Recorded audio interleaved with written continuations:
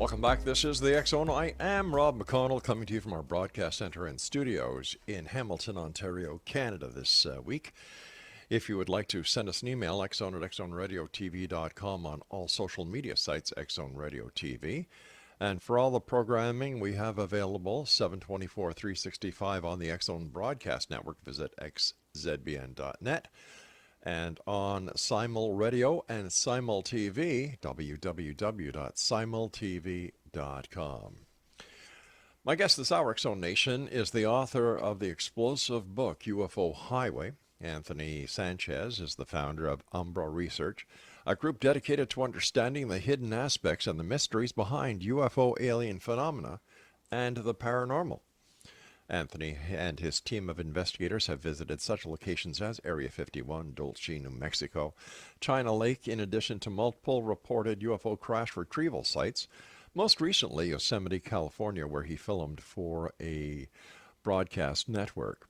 He currently works to bring public awareness of underground facilities, alien-human hybrids, Greys, and UFOs. Now, during the day, Anthony owns and operates the world's #1 paranormal software company for Windows, Ghost Hunter Apps. And his website is www.ufohighway.com. And Anthony, welcome to the X Zone. Thank you for having me, Rob. I appreciate it. Where did your interest in the paranormal UFOs come from? Well, the interest originally was with UFOs and alien abduction phenomena alone. It had nothing to do with the paranormal. In 2012, that's when I got involved in the paranormal as a result of the UFO alien research that I had been doing with software. But my story begins back in the 1970s when I was a child, and I had numerous UFO sightings, and I actually had engagement with what I believe are gray aliens. I saw massive cubes floating in the sky with strange lighting systems, and I lived right in the Bay Area, San Francisco Bay Area. I was in San Jose, California, right next to Moffett Field, which is in Mountain View, right, surrounded by the NASA Ames facility. So I wasn't the only one seeing weird things, but I was one of a few having or experiencing strange events throughout my childhood, which ended up placing me in therapy because nobody believed me. And ultimately, for me, that all changed in 1981 when I was coming back from a professional baseball game, the San Francisco Giants. I was with my dad, my uncle, and my younger brother, and we were driving by Hangar 1 at Moffett Field. And this was about 1 o'clock in the morning, and we saw a massive saucer-shaped UFO hovering outside the doors of Hangar 1. And you could see the lights were on inside of Hangar 1, and you could see the silhouettes. Keep in mind, Hangar 1 is massive. It's one of the biggest hangars in the world. When conditions are right on the outside, it has its own atmosphere on the inside, and it could rain. It has actually formed precipitation on the inside. That's how big this thing is. On that night, we could see the silhouettes, trucks, people running. Something was going on, and that was the night that changed my life, because my dad realized that I wasn't lying. I had seen these sort of things, and I don't know if I was targeted or for what reason, but years of therapy culminating to an event with my own father and an uncle, and they saw what I saw, and that was very interesting. My life changed at that point. Later on in 1989, I was 19 years old. I was old enough to start driving, go out on my own, and take an interest in what it was that was affecting me throughout my childhood. What were the things that I was seeing? And I started looking up individuals who could provide me with answers. And just lo and behold, at that time, this is when all the Area 51 information was making it out into the mainstream. And I had become familiar with the work of Norio Hayakawa, who was putting together some of the earliest conferences there in Rachel, Nevada, which is right on the other side of the mountain range of the supposed S4 facility, which I do actually believe exists. I do believe the Bob Lazar story. And I've done a lot of research as a result of my experience, my personal experiences, and it's led me into this dark world of the military-industrial complex. I'm a software engineer by trade. I spent many years working for Intel Corporation, Hewlett-Packard, NEC. I even worked at Netscape when they used to exist, Wow. all in a software capacity. And I ended up meeting people who participated in projects throughout the Silicon Valley and the military, the various military bases and the contractors, FMC, the Rand Corporation, IBM. I ended up meeting people who were involved in black projects, and several of them shared information with me that just changed my life. And that's where my book, UFO Highway, metamorphosized from originally it was going to be about Area 51, and then it turned into something that I had never heard of before, a place that I had never heard of, Dulce, New Mexico. I didn't understand the history, the lore, anything behind it. There were stories that had emerged that were on the earliest vestiges of the internet, but I wasn't privy to them. Not until I met this person who introduced me to someone who claims to have worked there. And that's what the Dulce interview is. This person said that he worked at an underground facility in northern New Mexico in several locations beneath Mount Archuleta, the Archuleta Mesa, and several areas in between, underground. Okay. Affiliated to some extent with Los Alamos National Laboratories, and of course the rest of the military out in that area, Kirtland Air Force Base. Mm-hmm. And so that's how the book came about. The paranormal interest was in 2012. I was at a conference in Los Angeles, and a friend of mine, Bill Murphy, who was on a TV show called Fact or Fake Paranormal Files. He was like the science advisor on the show, one of the investigators. He had noticed that I was writing software that essentially was scanning radio frequencies. And he said that what I had written, which was for the purposes of taking to Area 51 to detect, communications on non-standard, radio frequencies. Well, wouldn't that be what Radio Shack came out with years ago called the Bearcat scanner? I actually had a police scanner, a Radio Shack police scanner, which went up into some pretty high frequencies. Yeah. And that's kind of what got me interested in this. I said, because remember, I worked at Intel Corporation, and at the time I was doing some software development on this new technology that was emerging called Bluetooth. Right. I said, wow. So we have the industrial, scientific, and medical frequencies. There are 82 with 3 reserved scannable frequencies. Now, there's no radio stations. There's nobody talking. Yeah. You're not going to hear music.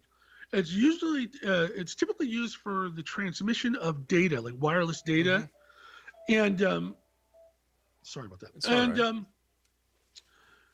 right. I've always hypothesized that the military, maybe even law enforcement, but more specifically the military, could use such frequencies.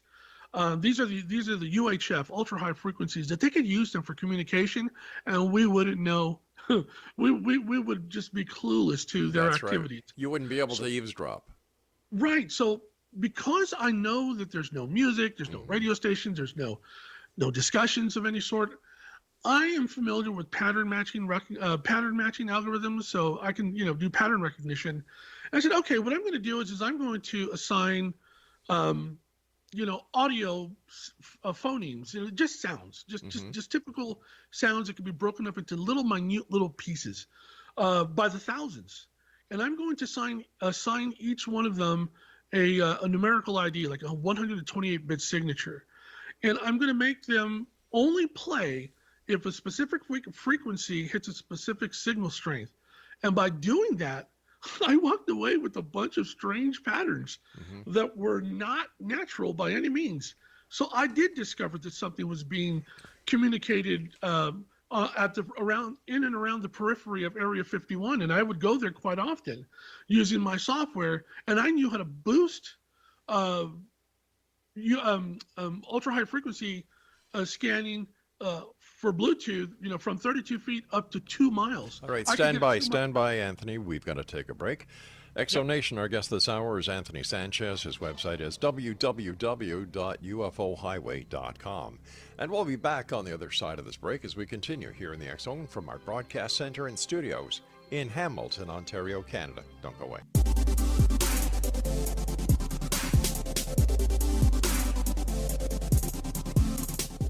Welcome back, everyone. Anthony Sanchez is our special guest this hour. His website is ufohighway.com.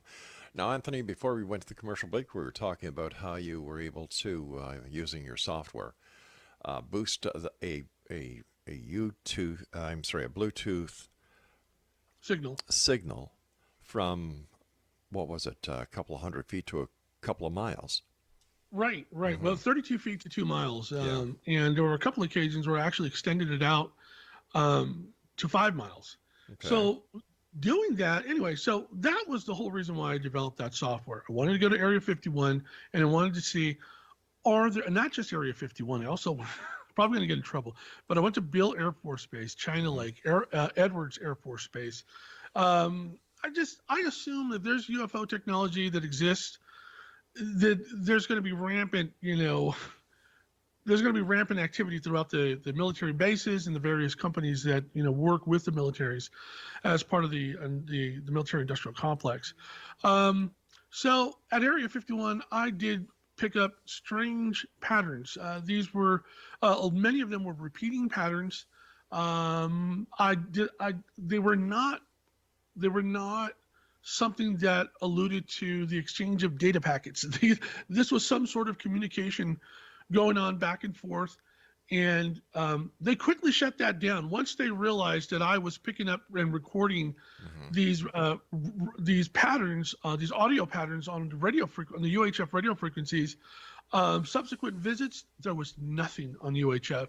So I believe that I picked up communication either from aliens or various sectors of alien contingents there at Area 51. Oh, wait a sec. Whoa. Slow down here. What makes you believe that what you had discovered had anything to do with extraterrestrials instead of highly classified data packs that were being used? And if I'm not mistaken, wasn't the Bluetooth technology actually developed in either Norway or Sweden? Right. So the Bluetooth logo, if you look at it, it actually they're runes. I forget the exact terminology, but yeah, the technology was actually developed in Scandinavia. Right. But the implementation and the integrated circuitry involved with the proliferation of Bluetooth across the planet was out of the Silicon Valley. Oh, okay. All right. Thanks for clarifying that because that had been a question. But let's get to the crux of the question that I asked. How do you know this is alien technology and not? Well, it's just a guess that the patterns that I was picking up were let's say there is an S4 facility right there where I was. Okay. Where the hope was coming from, that the communication was coming from that facility. It's strange that every time we went back, whether it was in Alamo or Rachel, Nevada, or many of the places, the undisclosed places in between that we have, made as a part of our, regular visits, the UHF frequencies that we used to pick up these patterns on, they're gone. They're not being utilized. They're not like the first several times we went and made recordings. I have recordings of patterns that are just off the charts. I don't know if they're alien. The hope is that they are alien, so that researchers can look at these audio patterns and try to decipher what they mean. So in doing your investigations, you're actually spying on the government? illegally. It's not. Well, first of all, radio frequencies are not illegal.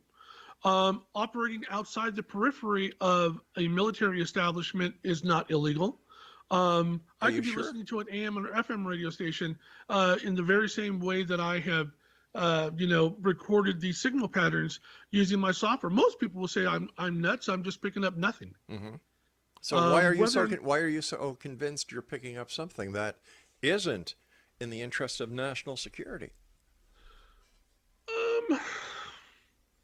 Solely because, well, you may be right, Don, because we were shut down quick. Yeah. We were. It's not unlike several other people who went out to Skinwalker Ranch, and all of their radio signals were being jammed. Mm-hmm. I mean, overtly jammed. There's recordings of this. I'm friends with Sean Stone, who's Oliver Stone's son, Mm-hmm. and he had been out to Skinwalker Ranch with Jesse Ventura's son, Mm-hmm. and they had an episode of a show that they were doing way back in the day. That I mean, the radio signals were shut down through jamming, for all the frequencies being jammed, But and that's That's what happens now when you try and pick up, patterns or whatever on ultra high frequency out there at Area 51 or Nevada, the stretch of Nevada that we go to. It's almost as we're being jammed because we're getting nothing now. Well, let me ask you this. You're out there, you're basically trying to interpret signals that weren't meant for you, because if they were, or I mean any member of the public, right? I just didn't mean you and whoever Right. you go out with. There's a reason why the frequencies are scrambled. Mm-hmm. Doesn't it bother you that you may be doing the exact same thing that the Chinese are doing, the Russians are doing, by trying to eavesdrop, by trying to undermine the security measures that law enforcement wait a sec, I wasn't finished, and the military are doing in order to protect the country? Mm-hmm. Doesn't that bother you? It does. First of all, you have to understand something. I'm very patriotic. Okay. Many years ago, I spoke about the Chinese, Mm-hmm. Compromising integrated circuitry. This is on record. There are radio shows of me Yeah. years ago talking about, because remember, I was an engineer working for Intel Corporation, NEC, and Hewlett Packard, and 3Com. Okay. So I have always, been aware of the fact that our integrated circuitry, whether, it's their motherboards or, video cards or any type of circuitry, could be compromised. Right. And just this past week, the one thing that I had mentioned years ago finally came to fruition as a fact, that the Chinese had, in fact, implanted micro, in the cell phones. microchips onto server boards that are affecting major companies like Amazon, Intel, and various other large companies. Mm-hmm. So yeah, I've never gone out with the intent of trying to usurp the security of our national defense. I've always gone out with the intent of trying to prove the question of the existence of aliens. If I were to come across some sort of information transmissions, whether they be electronic or anything, that had to do with the national defense of all of North America, right? I would immediately go to the military, the FBI, and let them know what I have found. I would never try to suppress information or make a discovery that would harm national defense But how do you know the techniques and the methods that you are using, which apparently have been discovered by the people who are using the transmissions? Because apparently you were saying that you pick up nothing these days in certain areas where the chatter was quite frequent. But all right, so let me just what's your main purpose? Right. So my main purpose of developing these software technologies in the very beginning, was for the purpose of just that, picking up chatter where none was expected. Okay. Trying to prove the existence of facilities like S4 or the Dulce underground facility. That was the purpose. But why? That was the sole purpose. Why did that need to be proved? Who cares? A lot of people care. Thousands of people care. But a lot of people who've been abducted, part of my lab programs. Hold on here. Military abduction scenarios. Those people care. Now, you know for a fact that people have been abducted by the military? Without a doubt. As some of the research that I've done there in Dulce alone has presented factual data that the military were conducting a lot of the cattle mutilations that were taking place there. And I got that directly from law enforcement and landowners of the the ranches in question where this had occurred. A friend of mine, Edmund Gomez, whose family owned a ranch there in Dulce, New Mexico for well over 100 years. They were part of the cattle industry, and they had to abandon their ranch, the business, and move into the grocery business, because they were just losing too many heads of cattle, and they were finding cattle with phosphorus materials. They had sightings of military helicopters, personnel from the military doing things there. In 2016, I attended a conference. I was invited to speak at the Dulce UFO Underground Base Conference, right there in Dulce, New Mexico. And I met up with Linda Moulton Howe, and she and I had a conversation that went well into 2 o'clock in the morning, into early morning, on that subject matter alone. And we, it's quite clear, and this is factual evidence. I'm not just playing a guessing game here. I actually spoke with law enforcement, and I've seen physical evidence, photographs of. Wait a sec. You said you've seen physical evidence. Did you see physical evidence, or did you see photographs? Oh, well, photographic evidence. That you didn't take it. Okay. All right. Yeah, thank you for correcting me. All right, stand by. We've got to take our news break at the bottom of the hour. And Exonation Anthony Sanchez is our guest. His website is www.ufohighway.com. And we'll be back on the other side of this news break as we continue here in the X Zone from our broadcast center and studios in Hamilton, Ontario, Canada. And you're listening to us around the world on the Mutual Broadcast Network, Talkstar Radio Network, X Zone Broadcast Network, iHeartRadio, Simul Radio, and Simul TV. We'll be back on the other side of this break. Don't go away.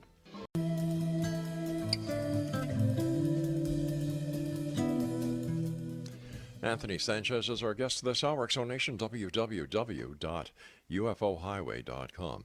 Anthony, why would the military or any of the other federal forces need to covertly mutilate animals? From what I understood, what I was being told from law enforcement there in Dulce, New Mexico, from some of the samples that they had retrieved from the deceased animals, they had picked up, they were able to determine that there were poisonous, toxic materials. Okay. Ricin, they had found ricin. Right. In addition to anthrax. They think that they were actually using, now this is not a UFO, this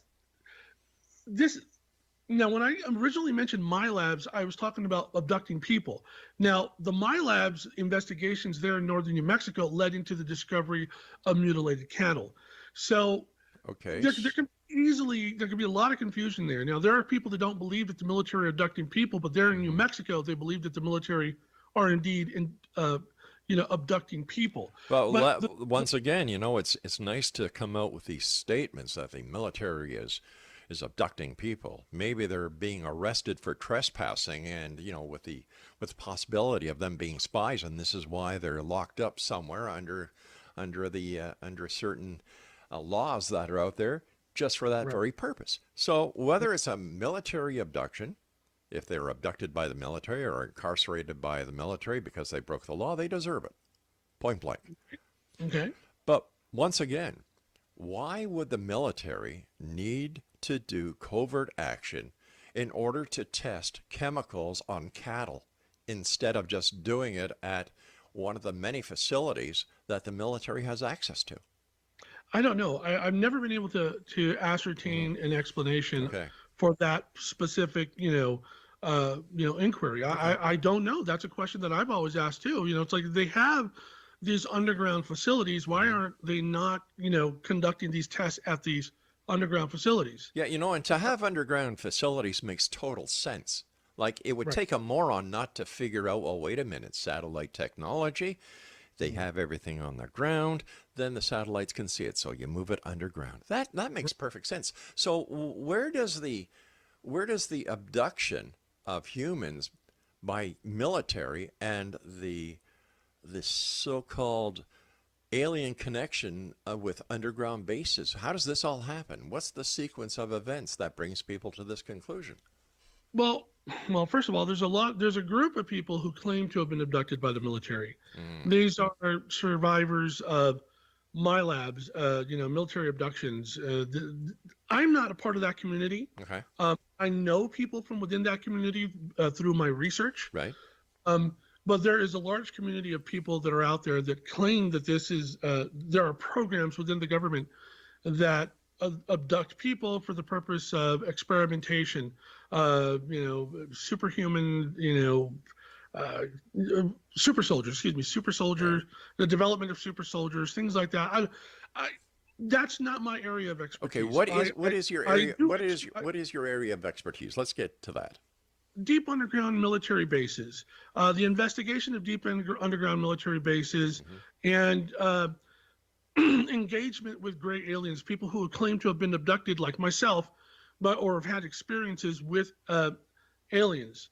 Just so you don't think that I'm crazy and I'm not doing my due diligence with regards to understanding this whole phenomena, or have never had information that is of any importance. So let me give you a little bit of history, just real quick, briefly.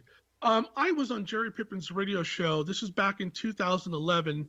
And I had shared with him, and then I was on Mel Fabregas' radio show just a few weeks later.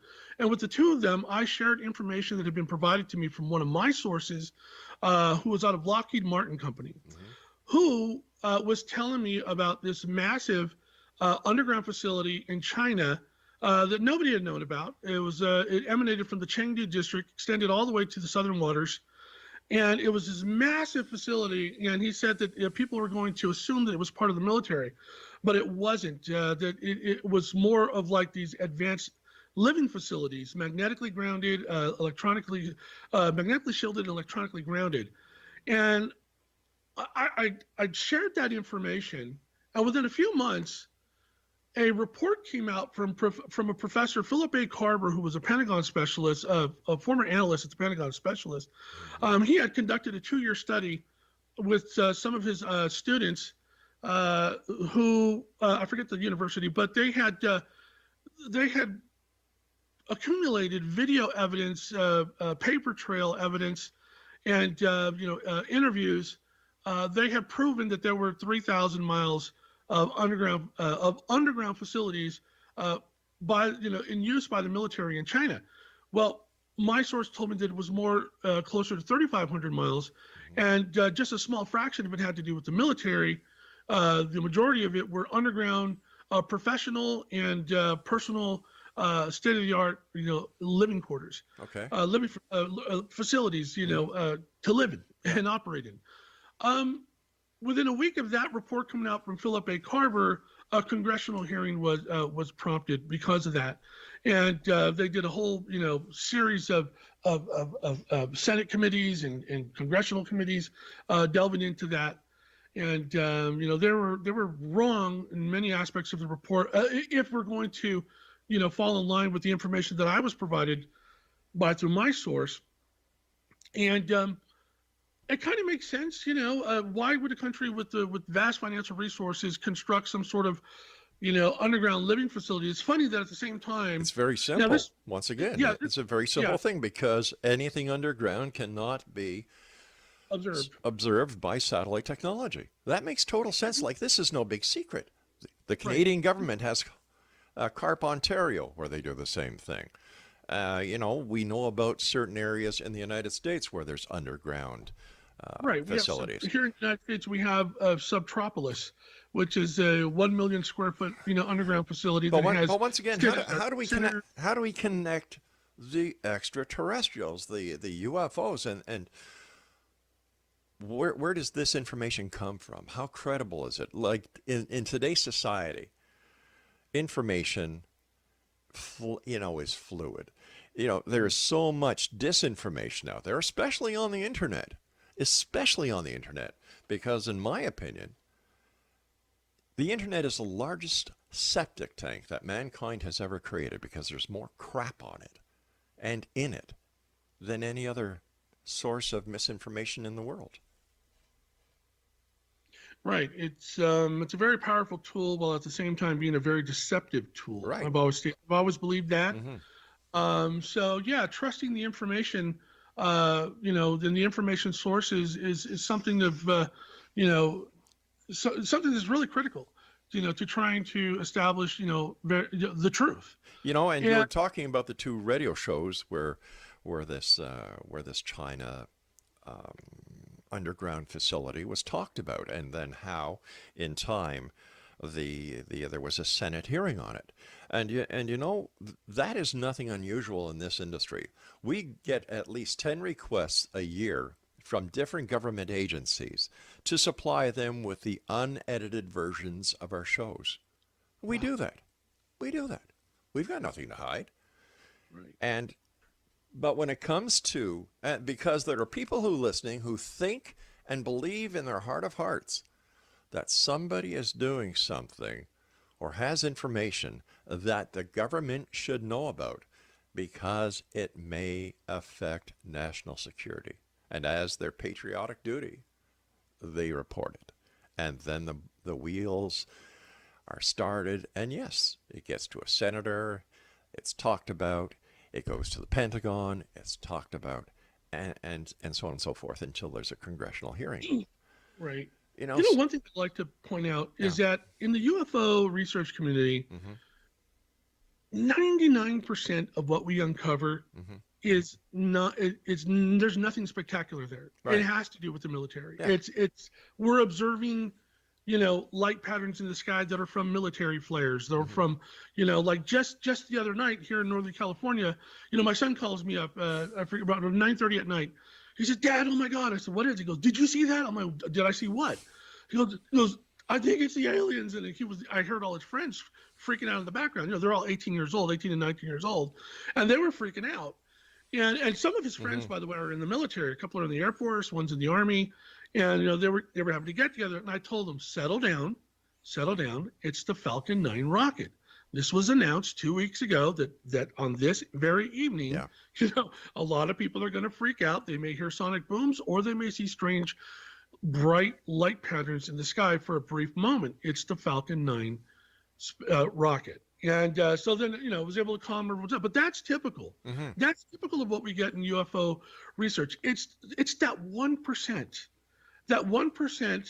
that comes from, dark corners of the information circles. For instance, I have worked for over 20 years in the Silicon Valley, and I have worked with multiple people who have come from the military and from the military industrial complex, who will not share anything of what they have done. Mm-hmm. And that's understandable because they're beholden to whatever agreements that they have in place, whether it be through private contractors That's right. and the military, or solely through the military. Mm-hmm. Now, there are individuals who have approached me over the many years who have come forth and said, we're doing something and it's not right. It's not right. It goes against, various morals that, could be applied to all of humanity. So one of the big projects that I uncovered was something called Leonid. And at first I was like, well, this is something that was shared with me, and I thought it was a Russian project or something, Mm-hmm. because, the name Leonid. Sure. And then I was told it's not a name, it's an acronym. It stands for Low Earth Orbit Nanosatellite Interceptor Defense. It is a multifaceted weapon system that is being developed. It's very dangerous. There's a huge component that is based on artificial intelligence, and it has autonomous capabilities. And I heard that, and I was like, oh my God, they're developing something that could turn against its human operators. That's exactly what they were developing. Now, I got approached by the Air Force Office of Special All Investigations. right, hold on. We're going to have to take our final break, so please stand by. Exo Nation, our guest this hour is Anthony Sanchez, and we'll be back on the other side of this break as we wrap up this hour here in the X Zone from our broadcast center and studios in Hamilton, Ontario, Canada.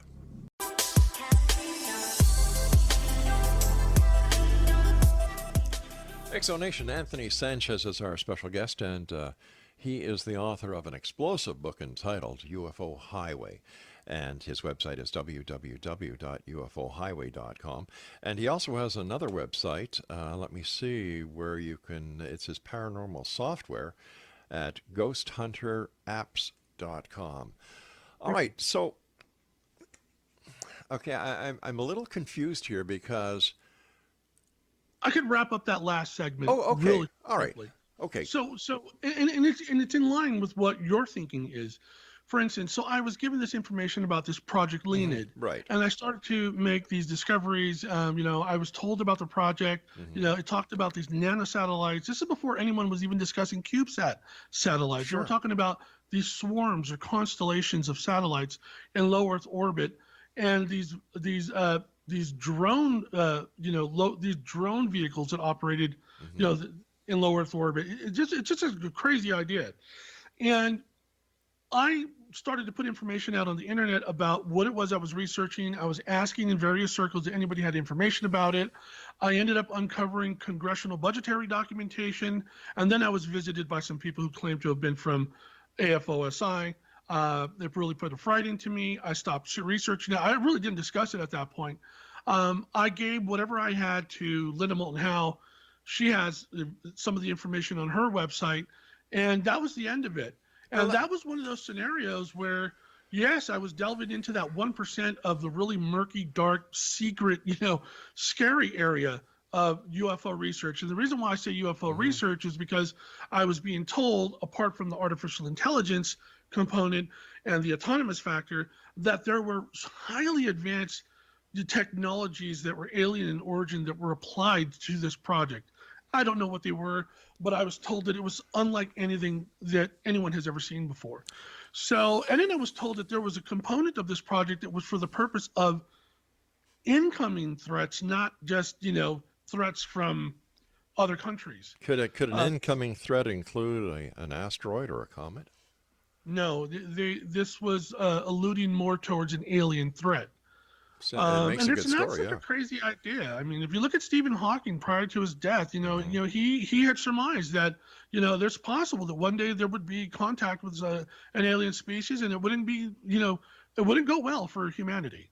So anyhow, my point is that I backed away from it. I realized this is dangerous. I'm being spoken to by people that are very serious, and they're not very happy with what I'm researching. Right. So I gave it up. I just gave it up. I had a website called projectleonid.com. I obliterated it. I took it off, and I did everything in my power to obliterate all facets of that, and I walked away from it. You see, this is what I was talking about before when I was saying, you cross that line. You think that, this information has got to get out there because it's wrong that the government should be doing something so evil as protecting not only the people of the United States, but also in many parts of planet Earth. And if we have the technology, the bad guys also have the technology. So where does, as a citizen, I want to know what gives UFO geeks the authority to do something that might endanger my country, my safety, and the safety of those other people who live in this country. What gives you guys the rights? There's no authority. There's no authority, by any governing body given to any UFO researcher. But what gives you guys the rights to do this? Like, take up a hobby, take up knitting, take up stargazing. Why go after secrets that are none of your business? Why question why the Earth goes around the sun? If Galileo had just fallen in line with the church at the time, we'd still be thinking that we live on a flat planet. We'd still be thinking that the Earth is at the center of the universe, that the sun goes around the Earth. Then, it's not fair of you to say to the UFO research community, why ask questions? Of course, we know that there are various questions, various areas that we are going to possibly overstep a boundary that could affect others. And that's when the individual researcher has to make the intelligent decision and the wise decision to walk away, like I did in that one instance. I said, you know what, this is something bigger than, trying to answer the UFO alien phenomena question. Right. There's something bigger at play here that could have an adverse effect on North America. All right. We see these pictures. We see these pictures that so-called researchers, to me, I call them UFO hillbillies. They go onto Area 51 where it says blatantly, do not, no trespassing. And then they wonder why, number one, nobody believes them. Number two, why they're under the microscope of government agencies. And they're so blatant. Like, oh, look what I did. I violated a U.S. base that says no trespassing, use of deadly force authorized. Like, hello, don't you guys? I get it. There are things you need to know, and there are things that you don't need to know. And when you start sticking your nose into the area that crosses that line, you're putting a lot of people at risk. Especially when it goes out all over the internet, and Right. in plain English, it pisses me off. I feel your concerns. I understand that, and I have a background in technology. I have a degree in engineering. I was born in the Silicon Valley. Yeah. I was programming by the time I was 10 years old. This is, for me, I've had these experiences, in my childhood, Yeah. and I'm not going to have anybody tell me that I didn't experience what I know I experienced. Yeah. Well, I didn't. Not one time during this hour did I challenge your experience. That's where my interest comes from. And you said, what gives us the authority? None of us have the authority to do anything. But if we don't, step outside of the box and ask questions, we'll never truly know anything about the world. There are things you should know, and there are things you shouldn't know. Why can't you people just understand that? If the government wanted you to know everything, and if you know it, the bad guys will know it. They would just put it in a newspaper, put it on a government website. Would that make people happy? Well, let me ask you this question. Sure. How do you feel about former military personnel going public, talking about, rocket systems that were being manipulated by unknown, All right, this sounds like that missile silo base story. Right. That's exactly what I'm bringing I up. don't believe him. I don't. What gives them the right to talk about that? That's right. Ben, you are so right. You are so right. They have no right Randall, talking. Robert Salas, all the people that are, were part of that whole, right. So what gives them the right? And why do they get to appear on Larry King, CNN, and have these discussions?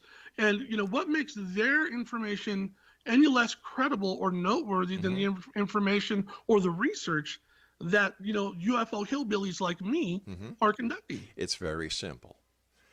Do you see the mainstream media paying any attention to UFOs anymore? No. Do you see the mainstream media paying attention to alien abduction stories? No. Do you see the mainstream media paying any attention to cattle mutilation cases? No. Because people have said, you know what? At the end of the day, it doesn't affect me. And when Larry King was there, he used, the media goes for ratings. Right. A lot of these reality shows are anything but reality. Sensationalism. Exactly. Right. And it's come to the point, Anthony, that people just don't believe and they just don't care. But when you cross that line that endangers national security, that's any member of the military who comes forward and talks about their experiences with extraterrestrials, I think they should be arrested, thrown in jail, and the keys thrown away, because they take an oath of secrecy. And if they break that oath of secrecy, how do you know they're not just spewing bullshit all over the place? Why do we trust them? Or why do certain people trust anyone? I mean, anyone who takes an oath. You know what it is? I think that, these individuals who have operated in, whether it be a military, a law enforcement, or some sort of professional capacity, they go about their lives, they're normal people, and then one day, lo and behold, oh my God, it's a life-transforming event happens to them, and it does transform them. It makes them question everything. I've seen things that make me question everything, and that's why I'm out there. Okay, maybe you're right. Maybe we shouldn't be, espousing, the research that could compromise, defense systems. Right. Or yeah, absolutely, I agree with you on that. So why do it? If I ever felt that my research did that, I would walk away from it, like I did with that Leonid project. I knew it was something above my pay grade. But yet, you yourself said that you gave the information to Linda Moulton Howe, who put it on her website. So doesn't that Well, what? Linda is a friend of mine. She's a very credible researcher who I Yeah. respect. Okay. And I felt that if I was going to divulge this information to anyone within the community, it would be Linda Moulton Howe. All right, we've got to say so long for tonight because we've just run out. Exo Nation, our guest this hour has been Anthony Sanchez, and makes no sense to me why these UFO hillbillies want to destroy, infiltrate, and spread the news of something that may have national security implications. They don't think with this, they think with this. It's a matter of dollars and cents with these people. And in my book, you know what? They have no credibility whatsoever. I'll be back on the other side of this break. Don't go away.